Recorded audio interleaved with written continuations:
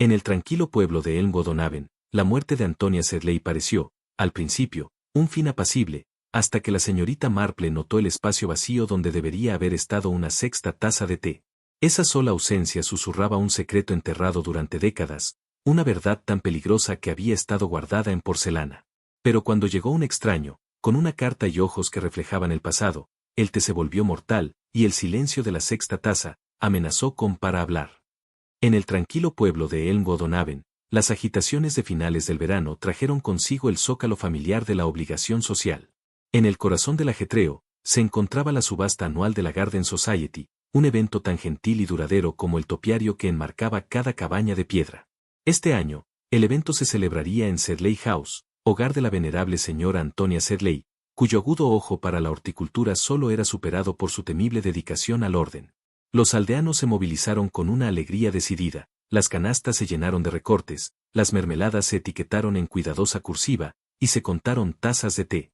La colección de porcelana de hueso de Antonia era legendaria, y se rumoreaba que había aceptado mostrar su preciada vajilla de regencia floral, especialmente para la ocasión. Miss Marple, de visita con su prima Joanna para ayudar con los arreglos florales, percibió el peso de la ocasión entre las mujeres del pueblo, quienes consideraban a Antonia con partes iguales de reverencia y precaución. Elmwood-on-Avon era un pueblo de tradiciones, y nadie las imponía más finamente, ni más firmemente, que la señora Sedley. Era un asunto elegante, todos lo sabían, siempre que Antonia pudiera mantenerse cordial. Sin embargo, debajo de los setos recortados y la risa educada, algo ya había comenzado a marchitarse. 2 días antes de la subasta, Elmwood-on-Avon despertó con un temblor bajo su superficie tranquila. Antonia Sedley había sido encontrada muerta. La descubrió su ama de llaves, la señora Hirle, quien entró para dejar el Morning Post y encontró a su patrona sentada, de forma poco natural, en su sillón favorito. La expresión de la mujer, generalmente ceñuda por el escrutinio constante, ahora se había suavizado. Curiosamente, como si la vida no solo hubiera abandonado su cuerpo, sino también la nitidez que la definía.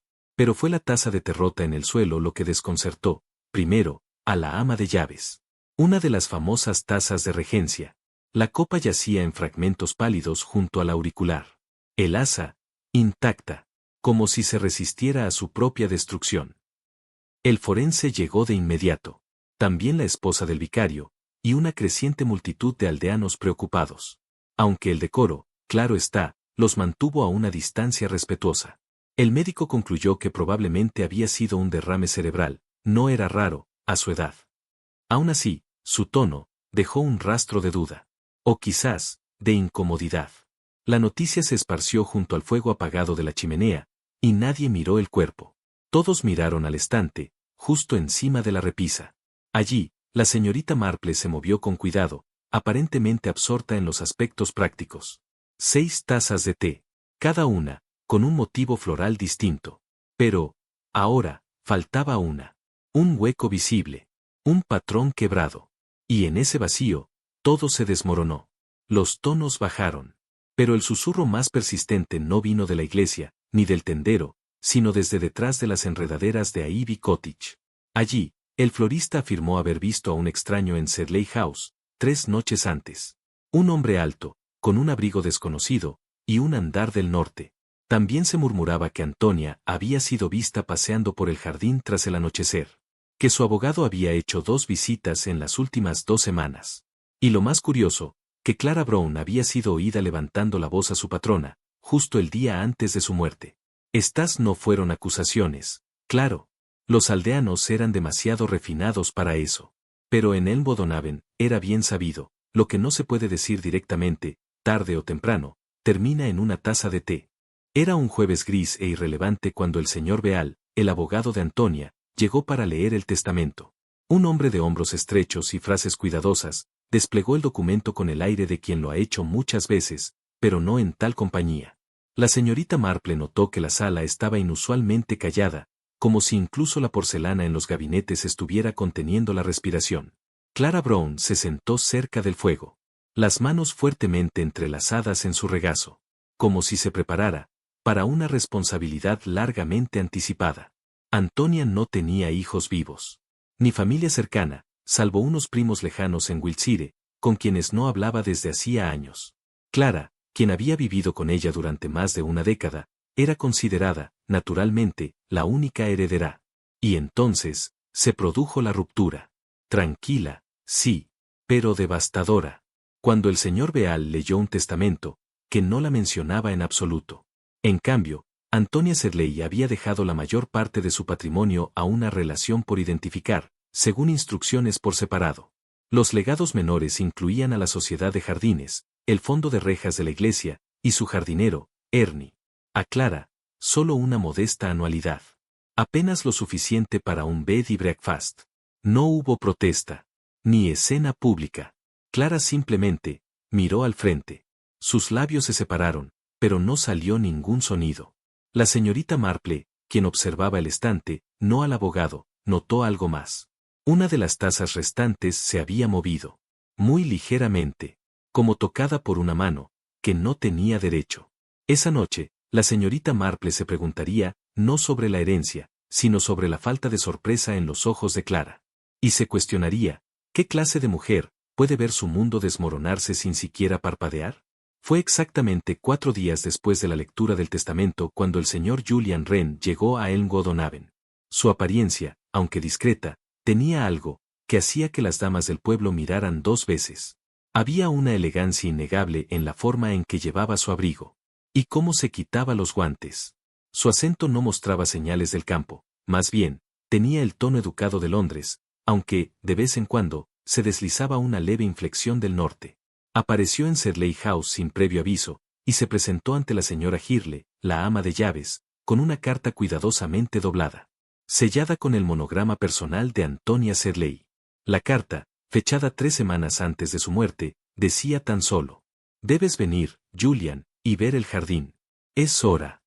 La firma, inequívocamente, era suya. El señor Wren explicó, de forma amable pero imprecisa, que era un primo lejano del lado materno de Antonia. Y que recientemente había rastreado la conexión. Su interés en las antigüedades y la vajilla de té, afirmó, fue lo que provocó la correspondencia. No pidió favores. No solicitó alojamiento. Y parecía sorprendentemente tranquilo frente a la curiosidad del pueblo.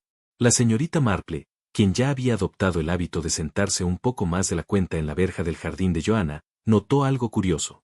Qué fácil le resultaba a Julian esquivar preguntas sobre su educación. Y aunque sus modales eran pulidos, sus ojos jamás se fijaban en un solo punto. Especialmente cuando alguien mencionaba las tazas de té. Ella comenzó a preguntarse si Julian Wren realmente había venido a ver el jardín, o acabar algo más por completo. Julian Wren causó su primera impresión pública en la reunión semanal de la Sociedad Garden, una cita que fue trasladada apresuradamente de Sedley House a la rectoría, a la luz de los acontecimientos recientes. El aire estaba lleno de lavanda y especulación. Y el señor Wren, con la cantidad justa de modestia, se permitió ser persuadido para hablar de su conocimiento sobre porcelana inglesa. Sus descripciones del diseño floral de la regencia, los métodos de disparo del esmalte y la belleza peculiar de la asimetría encantaron a las damas a fondo. También habló del simbolismo detrás de ciertos motivos florales, como la violeta sugería modestia, y como las camelias traicionaban un anhelo tácito. Muchos sonrieron. Ninguna más cálida que la señora de Liford, quien, según se recordaba, había tenido un platillo Wedgwood, hasta que se encontró con un desafortunado final, bajo el codo de un currito descuidado. La señorita Marple, sentada ligeramente separada y cargando un guante que no tenía necesidad de usar, observó a la multitud en lugar del orador. Julian estaba claramente bien leído, sí, pero no mencionó ninguna casa de subastas específica, ni dio el apellido del abogado de Londres que, según él, había manejado la herencia de su familia. Siempre era preciso cuando hablaba de tazas de té, pero esquivo cuando hablaba de sí mismo. También observó, con mirada atenta, que, cuando la esposa del vicario pasó la bandeja de galletas y té, Julian rechazó la copa más cercana, y eligió sutilmente otra. Quizás algo pequeño. Pero la señorita Marple había dejado de creer que los rituales del té fueran realmente casuales.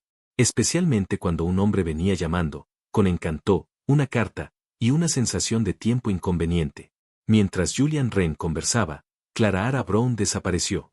Se decía que se había retirado a su habitación, en el ala superior este de Sedley House, y no había vuelto a surgir, salvo para aceptar una bandeja de cena tranquila, y dar la caminata más breve por el jardín amurallado. La señorita Marple escuchó, por medio de un primo de la sobrina de la ama de llaves, que Clarahara había rechazado todas las invitaciones, incluida una de la esposa del vicario, para asistir a una reunión de colchas de caridad. Una negativa, extraña.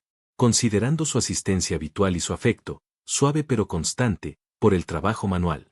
Había preocupación, sí, pero también un leve resentimiento. Después de todo, Clarahara no había protestado su exclusión del testamento. Algunos creyeron que había aceptado la decisión con una gracia poco común. Otros, sugerían que sabía algo que los demás no. Algo que hacía que su silencio pareciera menos digno, y más deliberado. La señorita Marple no hizo declaraciones. Pero recordó un viejo dicho de su infancia: no siempre es la viuda que llora más fuerte la que más amaba. Y aunque Clarahara no era viuda, había en su desapego una nota de cálculo que no suplicaba el shock, sino algo más frío. Detrás de cada cortina dibujada, en Elmwood Haven, siempre hay alguien mirando desde el otro lado.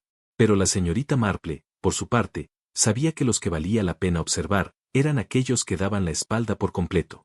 Mientras florecían los rumores en el pueblo, surgió un curioso recuerdo de la señora Emmeline Pierce, una viuda de medios limitados pero memoria ilimitada.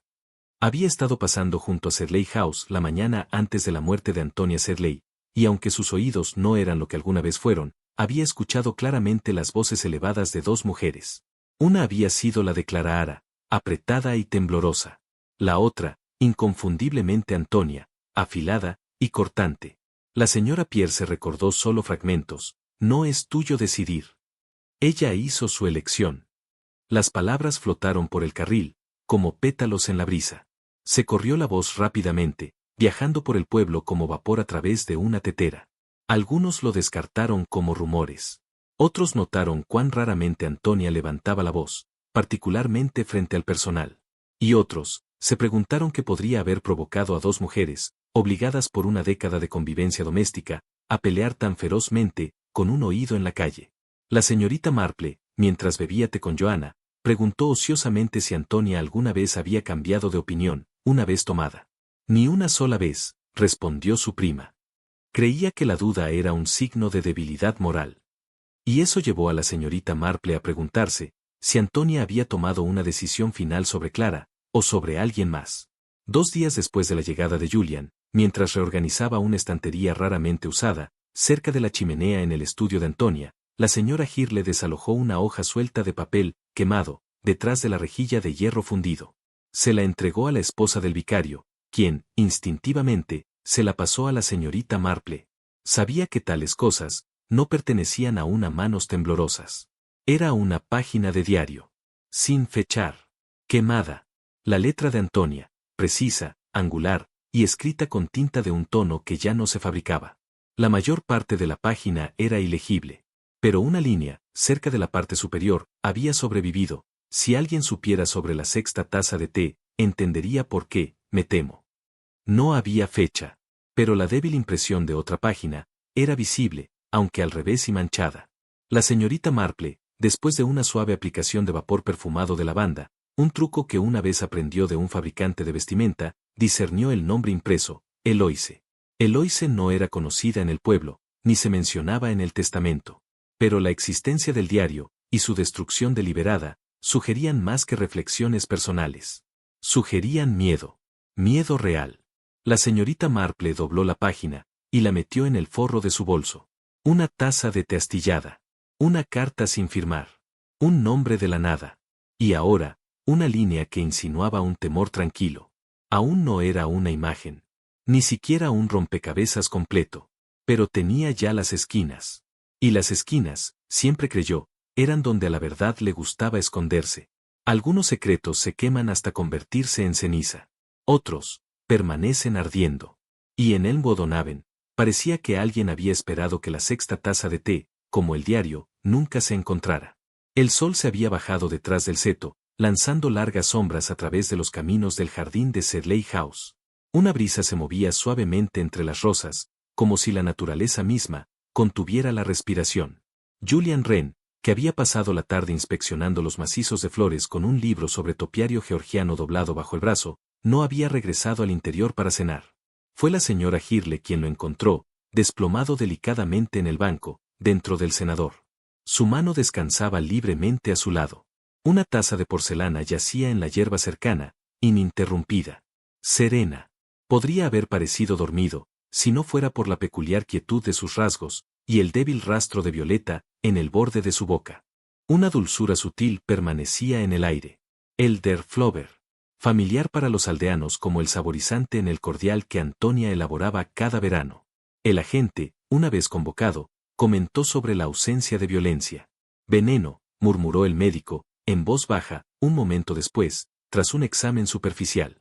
Se sospechaba que el cordial de Elderflower había sido mezclado con algo menos benévolo. La señorita Marple, que llegó poco después de la noticia, alcanzó la puerta de su prima. Caminó lentamente por el sendero y miró hacia abajo. No al cuerpo, sino a la copa en la hierba. Y luego, a la ventana del estudio. Una copa, una muerte y una puerta de vidrio cerrada, que recordaba haber visto, desde dentro de la sala de Antonia. Julian Wren, tan recientemente un objeto de fascinación, se había convertido en un símbolo de algo más oscuro.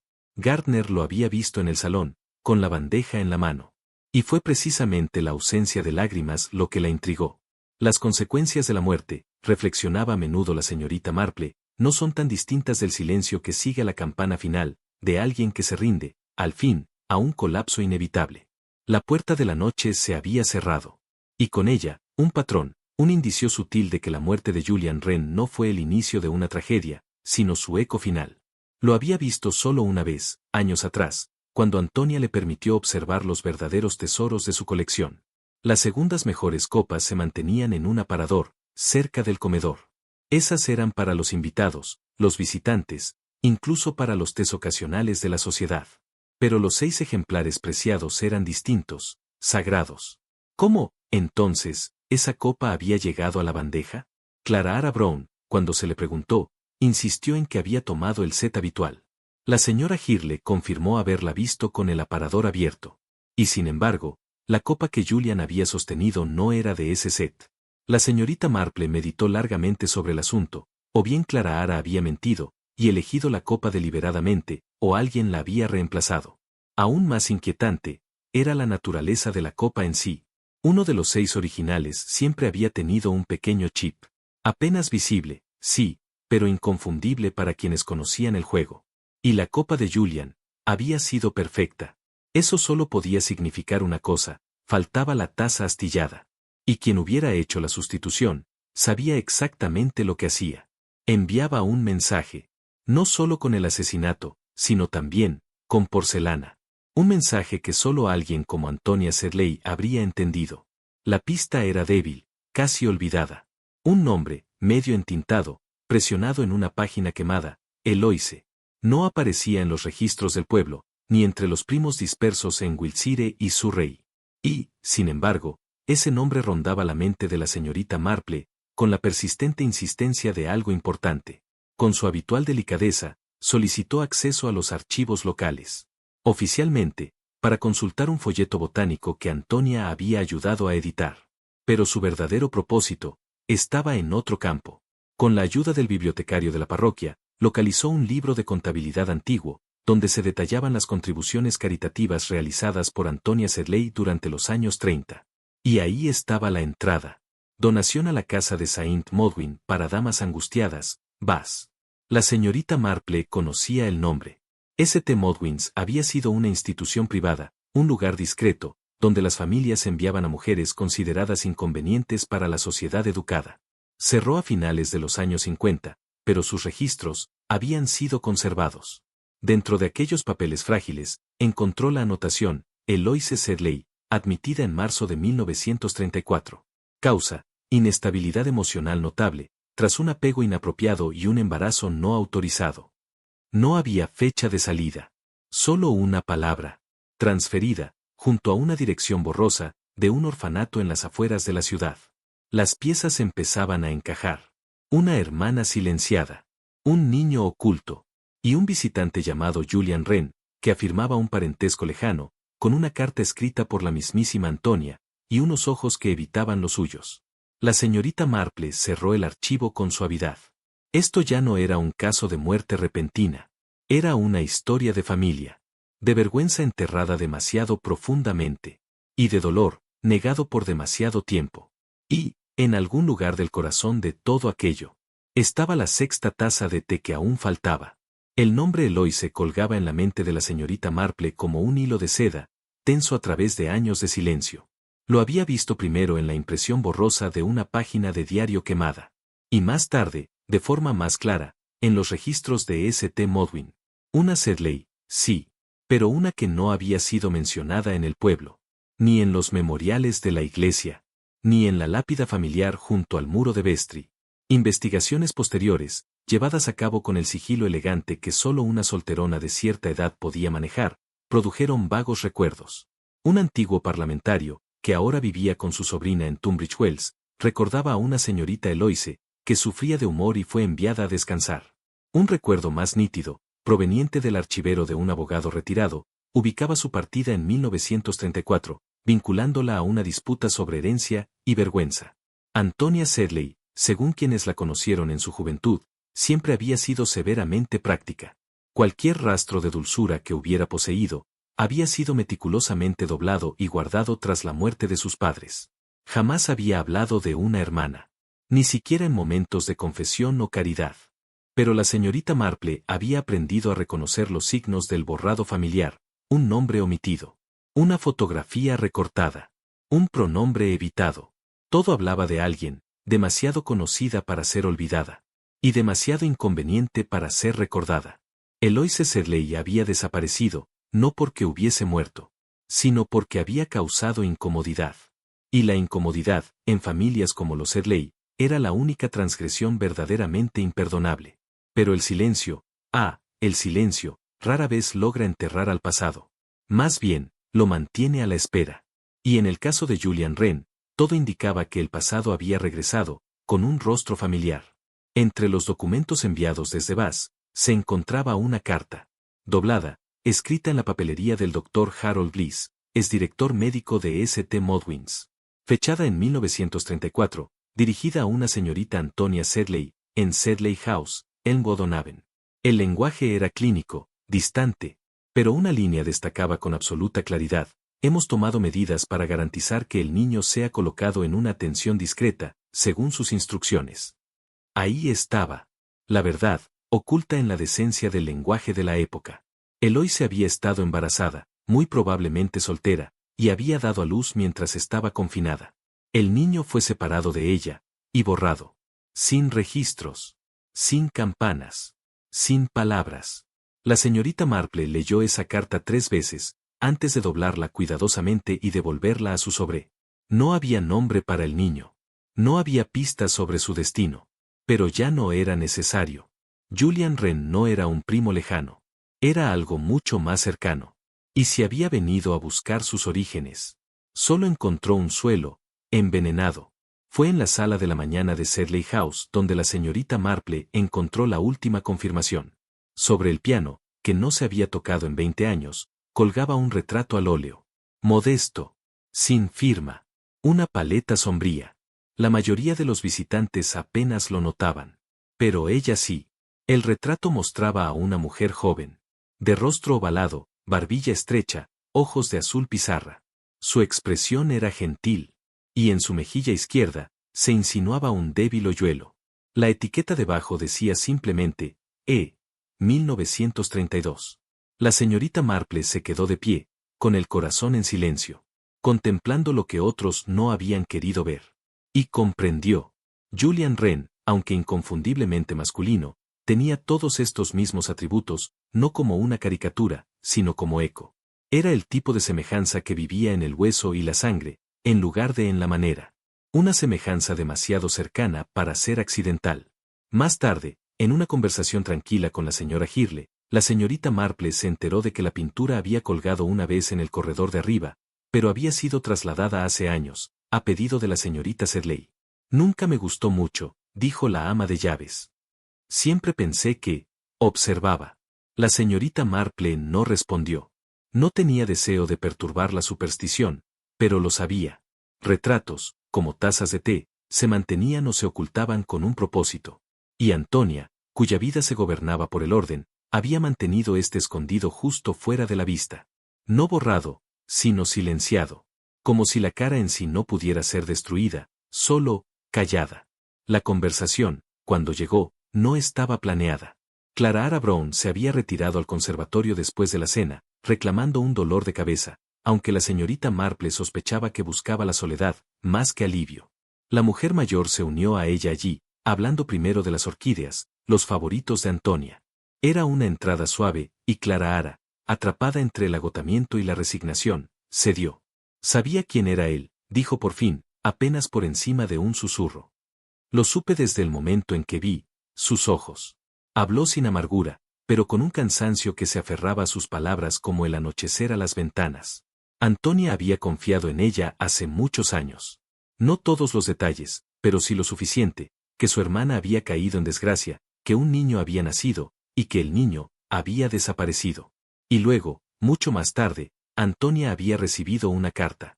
Una investigación formal, de un hombre llamado Julian Wren, que afirmaba estar rastreando una línea materna. Clara Ara la había instado a ignorarlo, para proteger su dignidad y su posición. Pero Antonia, a pesar de todo, le escribió, admitió Clara Ara. Quería verlo, creo, pero no quería que la verdad se dijera en voz alta. Había pasado demasiado tiempo construyendo su vida, en el silencio. La señorita Marple no preguntó nada más. No había necesidad. La cara de Clara Ara palideció en la media luz. Llevaba toda la expresión de una mujer que había intentado honrar dos lealtades, y se encontró traicionada por ambas. No era solo culpa lo que ahora sombreaba a Clara Ara. Era el dolor de haber montado guardia sobre un secreto demasiado tiempo, y darse cuenta de que la guardia había fallado. La señorita Marple regresó una vez más al estudio. Sus ojos descansaban en el gabinete donde quedaban 5 de las 6 copas apreciadas. Siempre le había desconcertado por qué la sexta copa, la que descubrió rota al lado del cuerpo de Antonia, había sido retirada en absoluto. Ahora lo entendía. La sexta taza de té nunca había sido para visitantes. Nunca se había utilizado en tés, ni mostrado a las damas de la sociedad de jardinería. Se había colocado allí en silencio, y deliberadamente, como un gesto simbólico. Un lugar, celebrado en porcelana, para la hermana que había desaparecido. Tenía un defecto pequeño, un chip, cerca del borde, apenas visible. Sin embargo, Antonia había insistido en mantenerla. La imperfección, la señorita Marple sospechaba, tenía significado. Marcaba una vida interrumpida, un silencio impuesto. Y no había sido Antonia quien rompió la copa. Ese acto, tan violento en su tranquilidad, había venido de otra mano. Una mano que buscaba borrar incluso el símbolo, de lo que alguna vez había sido oculto, pero no olvidado. Clara Ara, quizás. ¿O alguien más, con conocimiento de su significado? La señorita Marple también notó que, cuando Julian Wren había muerto, se le había dado una copa perfecta, de los sagrados 6. Pero no la sexta. Nunca la sexta. Esa ya había sido destrozada. El mensaje era escalofriante. Al eliminar el lugar que una vez se había mantenido para Eloise, alguien también había intentado eliminar la verdad. Pero la verdad, como una copa faltante, siempre deja su sombra. Y en Elmwood, en las sombras, había comenzado a reunirse. Existía en la casa Sedley un ritual más rígido que cualquier credo, y más revelador que cualquier confesión, la porción del té. La señorita Marple, que había observado muchas formas de hospitalidad a lo largo de las décadas, conocía bien el idioma. No se trataba solo de qué se servía o se ofrecía, sino cómo se seleccionaban las copas, cómo se organizaba la bandeja, y quién servía a quién. En Sedley House, la coreografía tácita había permanecido sin cambios durante años. Clara Ara servía, con manos que solo temblaban en invierno. Y Antonia seleccionaba las tazas. Los invitados eran atendidos en orden de importancia descendente, desde la mejor porcelana, hasta la loza más útil. Una delicada jerarquía, envuelta en cortesía. Las mejores copas se usaban con moderación. Casi nunca con visitantes. Y los 6 tesoros permanecían intactos. La señorita Marple reflexionó sobre cómo incluso la violación más pequeña en ese patrón podía revelar más que cualquier arrebato. Una taza colocada demasiado a la izquierda, un platillo que no coincidía, una bandeja que regresaba reorganizada. No eran errores. Eran señales. Y las señales, una vez reconocidas, conducían invariablemente al motivo. El asesinato de Julian Wren no había ocurrido en un momento de impulso. Se había preparado, como un servicio de té adecuado, cuidadosamente, metódicamente, con una falsa sensación de facilidad. Alguien había manipulado más que bebida. Habían manipulado la costumbre. Y fue allí, en la secuencia educada de porcelana y gesto, donde la señorita Marple comenzó a leer el crimen. No como un solo acto de violencia, sino como una traición susurrada a través de Bonne China. Entre las 6 tazas preciadas en la colección de Antonia Sedley, una siempre se había destacado. No por su belleza, sino por su imperfección. Un tenue chip marcaba el borde, tan sutil que la mayoría lo pasaría por alto. Pero Antonia lo había notado. Y, en lugar de desecharla o relegarla al olvido, la colocó en el centro exacto de la plataforma de exhibición. No oculta, no mostrada con orgullo, pero honrada, en su estado defectuoso. La señorita Marple lo había visto una vez, cuando Antonia, inusualmente, había invitado a la sociedad de jardinería a ver su colección. La conservo, había dicho, con una sonrisa débil e ilegible, porque no todas las cosas encantadoras son completas. En su momento, el comentario había pasado como un capricho poético. Pero ahora, tenía una nueva resonancia. La copa astillada era la sexta. El asiento simbólico, por así decirlo, en un retrato familiar silencioso. Su imperfección no era un defecto. Era un monumento a Eloise, su hermana, la que había sido rota por el escándalo y el silencio, cuya ausencia nunca había sido explicada, y cuya presencia permanecía, en las elecciones más pequeñas de Antonia. La señorita Marple reconocía esos gestos. Las mujeres de cierta generación, obligadas por el deber y el decoro, expresaban su dolor a través de pequeños actos de precisión, una fotografía girada, una flor prensada, una taza de tastillada, que permanecía exactamente donde siempre había estado. Ahora, la copa se había ido. Destrozada. Ya fuera por accidente, o por intención. Y con ella, el espacio que había conservado. Al parecer, alguien había deseado no solo romper porcelana, sino también borrar la memoria misma. El día que Julian remurió, Clara Ara Brown había realizado, según todos los informes, el ritual del té exactamente como siempre lo había hecho. Había obtenido la decantadora del vino de Saúco, a pedido de Antonia. Por hábito, tal vez, o por deferencia al fantasma persistente de los gustos de su empleadora. Había seleccionado las tazas, las arregló con una precisión tranquila, y las ofreció sin florituras, y sin embargo, algo había cambiado. Sutilmente, irrevocablemente. La señorita Marple revisó las cuentas una vez más, señalando no solo lo que se había dicho, sino también lo que se había omitido. Clara había afirmado haber utilizado el segundo mejor servicio, el set que siempre se traía para ocasiones menos formales. La ama de llaves apoyó esta afirmación, al igual que el jardinero, que la había visto abrir el aparador correcto. Sin embargo, a Julian no lo encontraron con una de esas copas. Lo encontraron con una de las preciadas 6, una taza que nunca debería haber dejado el gabinete cerrado. Aún más condenatorio, no era la taza astillada. Lo que planteaba una inquietante pregunta. ¿Clara Ara cometió un error, o una declaración? Miss Marple consideró la psicología del servicio. Clara Ara, relegada durante mucho tiempo a los márgenes de la casa, había ejercido su autoridad solo dentro de los límites de la rutina. Pero el té, ese era su dominio. Al servir a Julian la mejor porcelana, había roto la regla más sagrada de la casa. ¿Fue respeto? ¿Resentimiento? ¿Venganza? Quizá, los tres. Pero lo que permanecía innegable era esto. Ese día, Clara Ara tomó una decisión. Y esa elección habló más verdad que cualquier confesión. La mente de la señorita Marple, una vez que sospechaba, no soltaba fácilmente un hilo.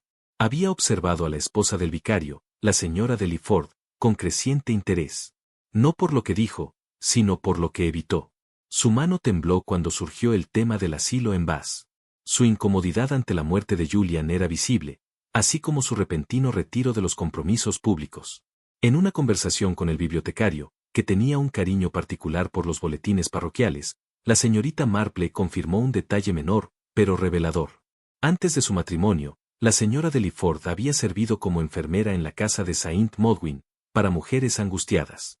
La coincidencia, si lo era, difícilmente podía ignorarse.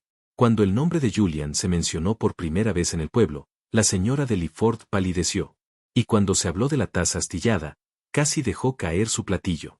Tales reacciones hablaban no solo de shock, sino también de recuerdo.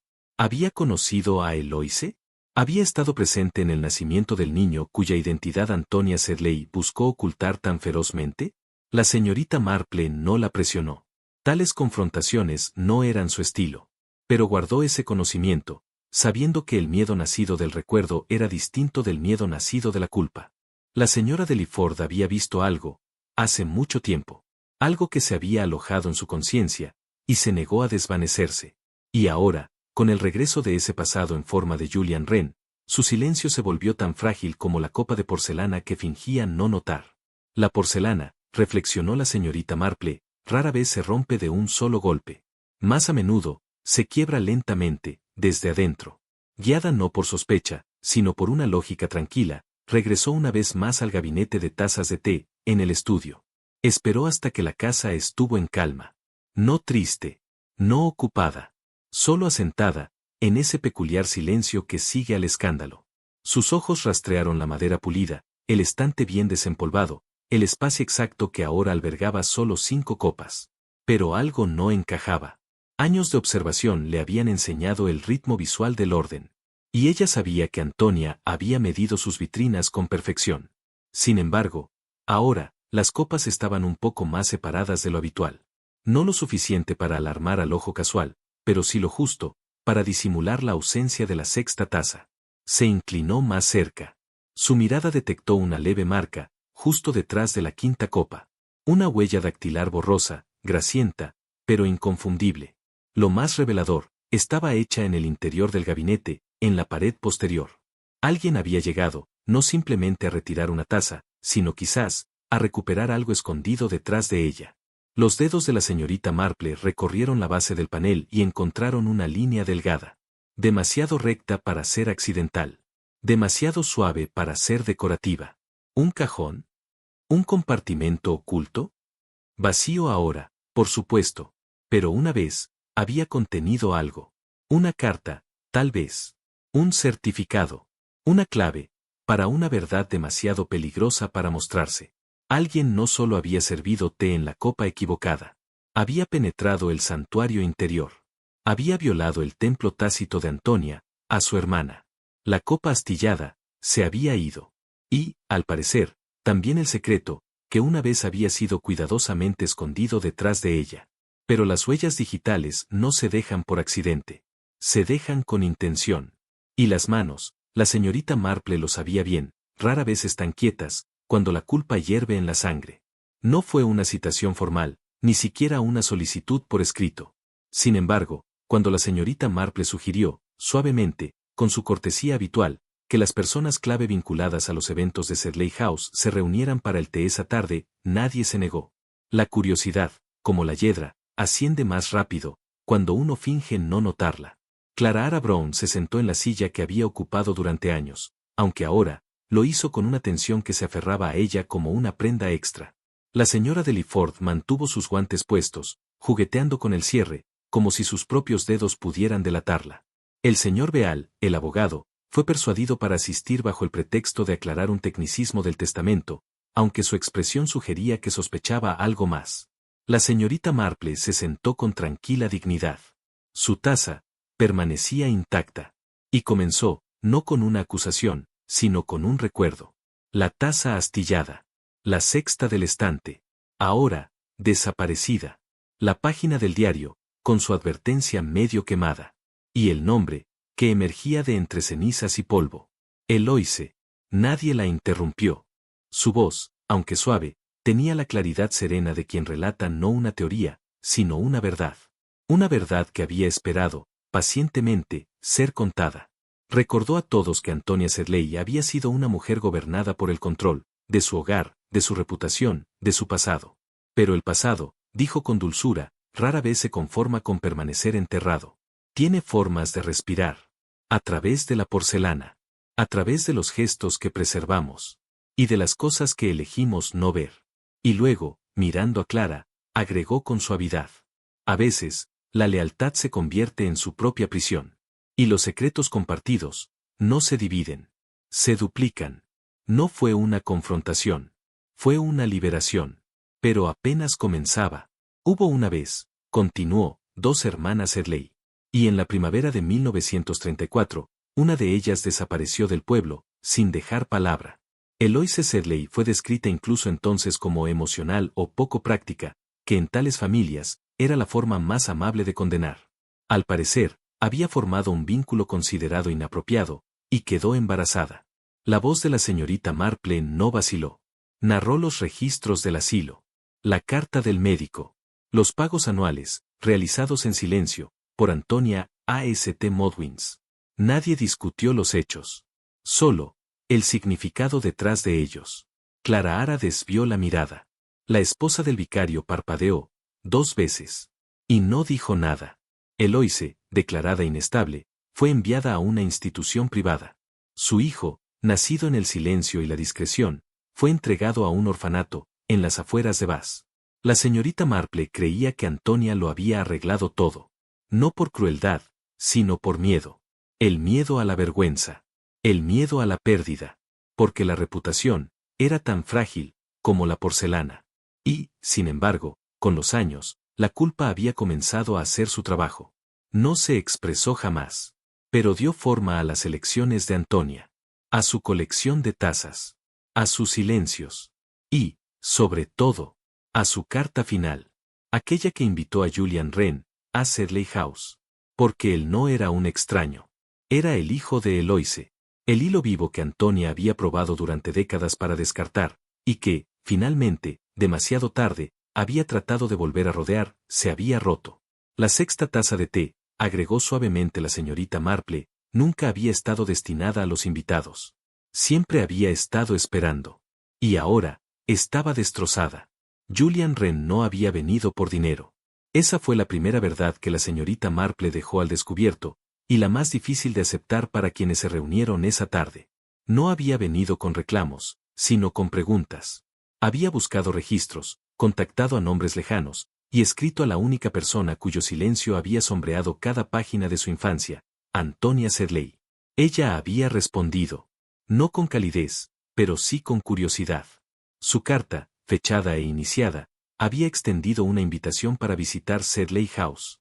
No se hicieron promesas. No hubo revelaciones declaradas. Pero para Julian, eso fue suficiente. Había llegado a Elmwood Haven bajo la apariencia de un pariente lejano, porque esa era la ficción que causaba menos incomodidad. Sin embargo, su parecido con la mujer en el retrato, Eloise Sedley, no fue una coincidencia. La señorita Marple lo notó desde el primer momento en que comparó la mirada del retrato con el perfil de Julian. Y una vez que lo vio, fue imposible negarlo.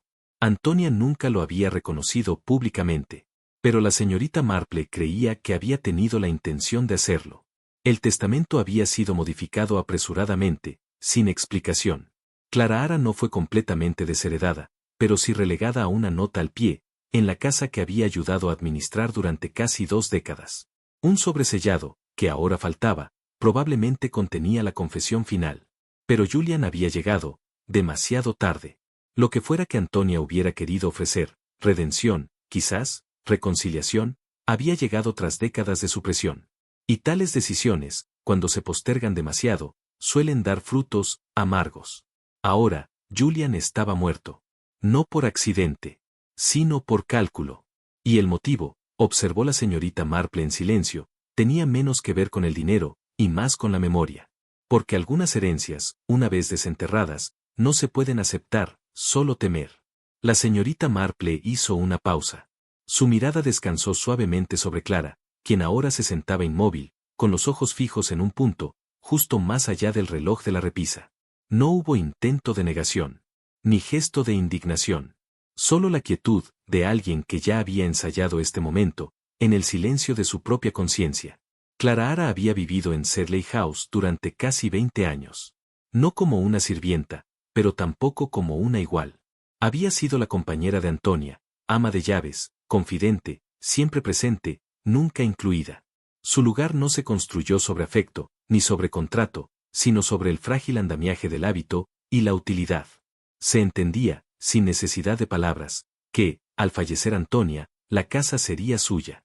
Hasta que llegó Julian. Él no pidió nada.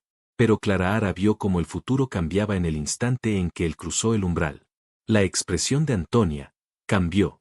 Curiosa. Suavizada. Incierta. Algo, maternal, tal vez. Demasiado tarde, en una mujer que durante tanto tiempo se había prohibido tales instintos. Y Clara Ara, quien había cuidado el jardín, la ropa de cama, y la delicada cuestión de los estados de ánimo de su señora, sintió como su lugar se deslizaba. Como una taza de té demasiado cerca del borde. La señorita Marple habló con suavidad de aquel momento. El momento en que Clara Ara eligió qué copa usar, qué decisión desbloquear, y qué historia borrar. La taza de té astillada, simbólica e insustituible, había sido destruida deliberadamente. Pero no fue usada para servir el veneno. Eso habría sido demasiado obvio. En su lugar, Julian recibió una copa perfecta, del mismo conjunto atesorado. Una inclusión disfrazada de respeto, y, en última instancia, un engaño.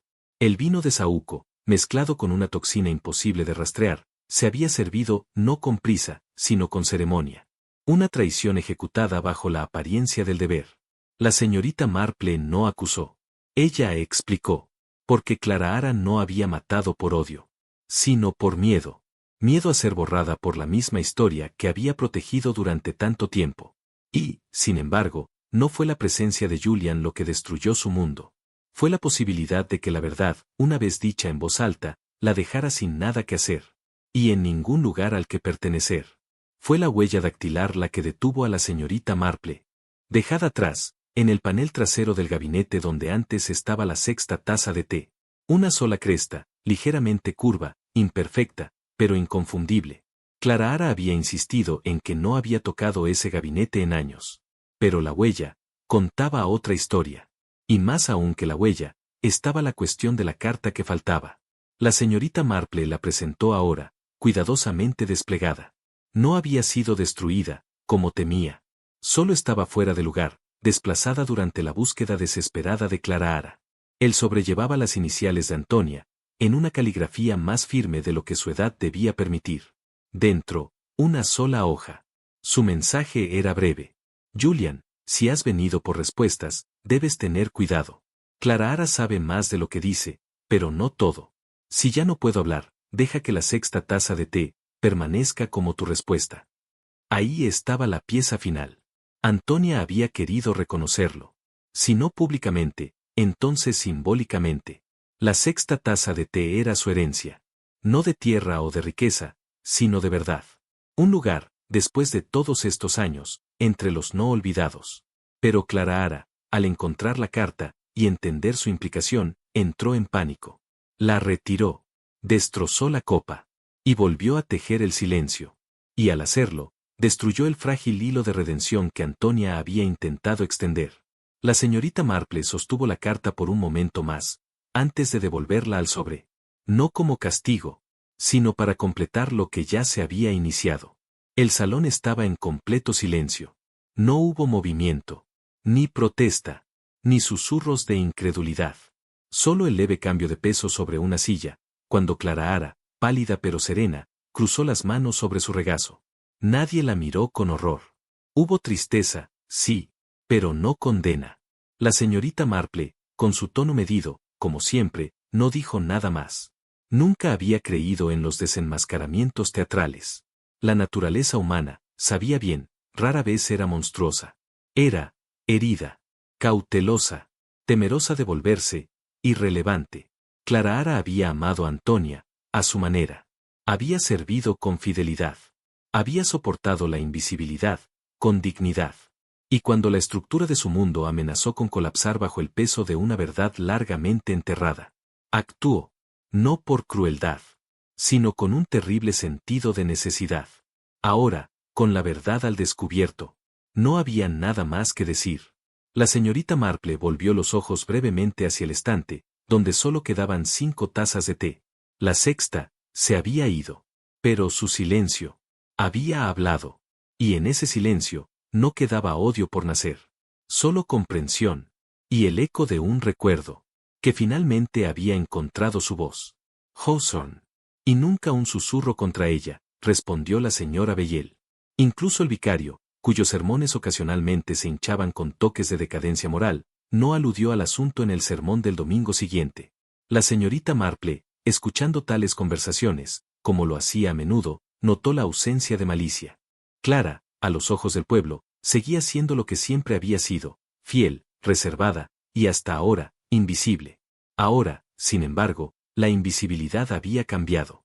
Ya no se debía al desprecio, sino a la incomodidad. La gente no hablaba de ella con burla, sino con ese tipo de dolor reservado para alguien que, durante demasiado tiempo, había llevado una carga que nadie más estaba dispuesto a ver. Y en ese dolor, el pueblo, aunque no lo dijeran en voz alta, tal vez reconocía una verdad más profunda, que la línea entre la lealtad y el silencio, a menudo, la dibujan las circunstancias, y se cruza por desesperación. Unos días después de la partida de Clara, la señorita Marple caminó por el jardín de Sedley House. Nadie la detuvo.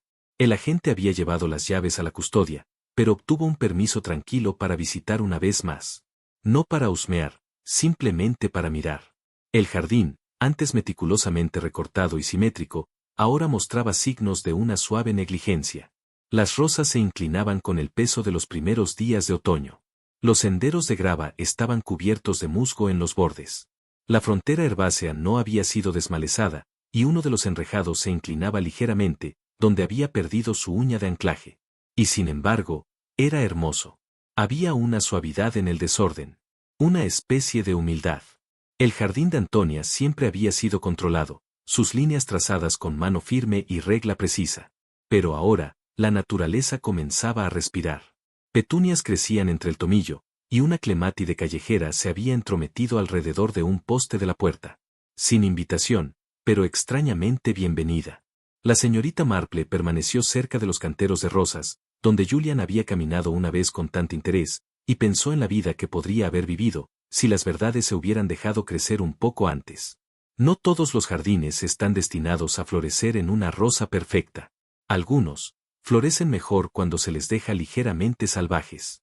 Arrancó una sola ramita de lavanda, la presionó suavemente entre sus dedos, y se giró hacia la casa, donde algo más la esperaba. En la siguiente reunión de la Sociedad de Jardines, celebrada con una reverencia vacilante en la sala más pequeña del salón parroquial, se le pidió a la señorita Marple que hablara. Ella se negó. En su lugar, entregó a la esposa del vicario una carta doblada, con un sello azul pálido, y sugirió suavemente que se leyera en voz alta. La carta se había encontrado entre los documentos de Antonia, mal colocada entre recibos para tijeras de podar y bulbos de tulipanes. Tenía el aspecto de haber sido escrita a toda prisa, pero el tono era inequívocamente suyo, preciso, formal y profundamente contenido, incluso cuando rozaba el borde de la emoción. Para las damas de la Sociedad de Jardines. Si se reúnen sin mí, no crean que he sido descortés por no dejar instrucciones. Ustedes saben mejor que la mayoría, cómo los jardines sobreviven tanto en la negligencia como en el cuidado excesivo. Mi vida ha sido demasiado meticulosamente ordenada. No me arrepiento de ello. Pero hay cosas que sí lamento. Principalmente, el silencio.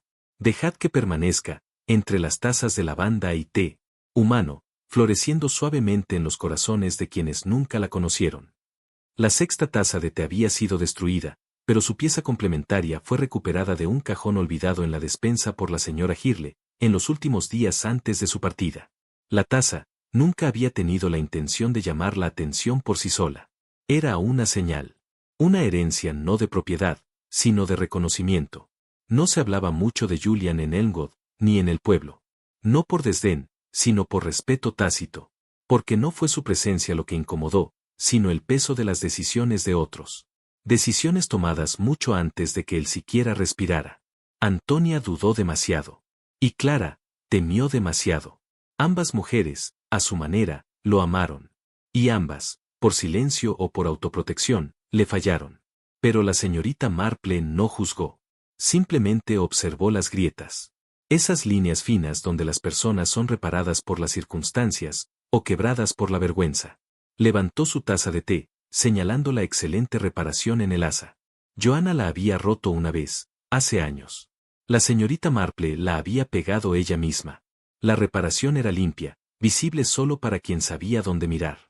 Seguía siendo su favorita. Dejó la taza con suavidad. La perfección, pensó, es para los jóvenes o los necios.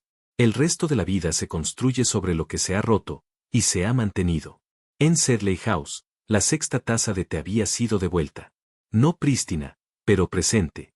Y esa, al final, fue la mejor clase de verdad. Y así, querido oyente, llegamos al final de esta historia tranquila e inquietante. Una historia donde la verdad no estaba escondida tras puertas cerradas, sino detrás de una simple taza de té, en un estante olvidado.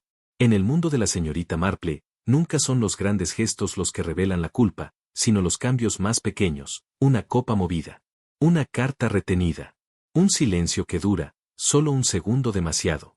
Lo que perdura, después de este misterio, no es la pregunta de quién cometió el crimen, sino por qué. Clara no actuó por odio, ni por ambición, sino por miedo. Miedo a ser borrada por una verdad que llegó demasiado tarde para dejarle un lugar. Al final, no fue la riqueza lo que cambió el curso de la vida, sino la memoria. Lo que elegimos conservar. Lo que nos atrevemos a olvidar. Y el daño silencioso, que el silencio puede causar con el tiempo. Y ahora te preguntamos a ti. Si hubieras encontrado esa carta, escondida detrás de la sexta taza de té, ¿qué habrías hecho tú? ¿La habrías revelado? ¿O habrías protegido el pasado? Aunque eso significara negarle a alguien su nombre?